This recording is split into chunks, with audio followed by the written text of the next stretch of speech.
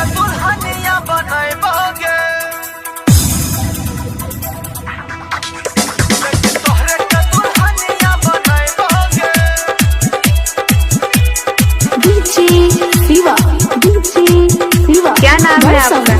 DJ Nizamuddin अखिया में बसल छगे तोहरी सूरतिया, साचो कहे छियो रानी दिलबा के बतिया। अखिया में बसल छगे तोहरी सूरतिया, साचो कहे छियो गोरी दिलबा के बतिया। नहीं तोहरा के हम भूल पैबोगे,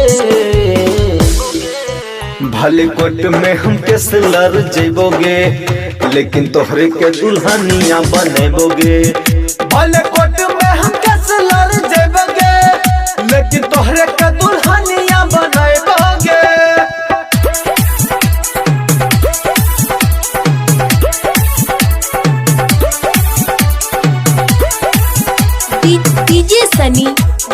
डीजे सनी क्या नाम है आपका?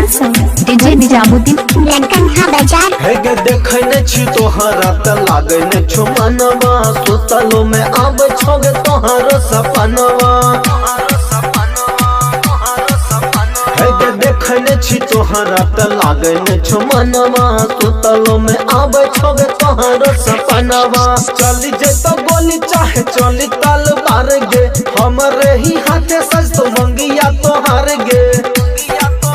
मैं तो दुनिया में आगिया लगेबोगे,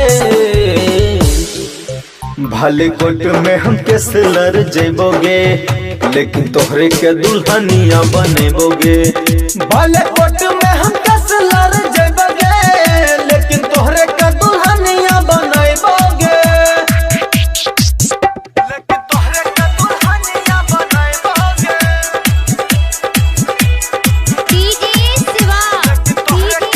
क्या नाम है आपका?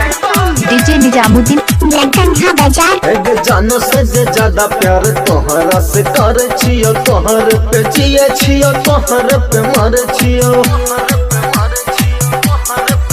हे जानो से ज्यादा प्यार तोहरा से कर छियो, तोहर पे जिए छियो, तोहर पे मर छियो। राइटर सोनू सिंह और जी तू राजा, भले ही धीरज उज्जवल देह दी साजा। तभियो हम न डरबोगे, भले कोट में हम कैसे लड़ जेबोगे, लेकिन तोहरे के दुल्हनिया बनेबोगे।